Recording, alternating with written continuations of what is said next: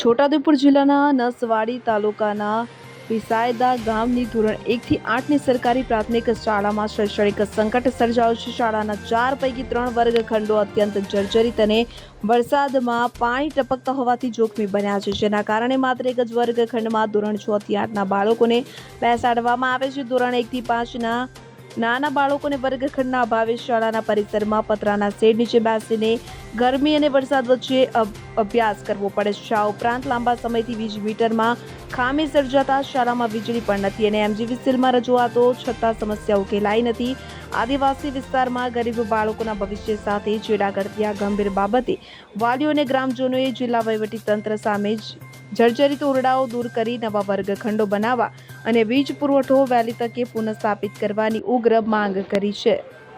શાળા 1 થી 5 ધોરણના બાળકો છે. કારણ કે આ વાયર તૂટી ગયું છે ને અંદર લાઇટની સગવડ નથી હમણાં, એટલે પાણી પડે છે. રૂમમાં જોઈ આવું હોય તમે, પાણી અંદર પડેલું જ છે, બધું ભીનું જ છે એમ. એટલે બેસાડી શકાય ના નહીં, બેસાડી શકાય એવી સ્થિતિ નથી અંદર એમ. શેડનો સહારો? હા, શેડનો સહારો છે એમ. Bureau report CN24 news. હવે જુઓ દેશ દુનિયાની તમામ ખબરો તમારી આંગળીના ટેરવે. ઉઠાવો મોબાઈલ અને Google Play Store પરથી ડાઉનલોડ કરો અમારી CN24 ન્યૂઝ મોબાઈલ એપ.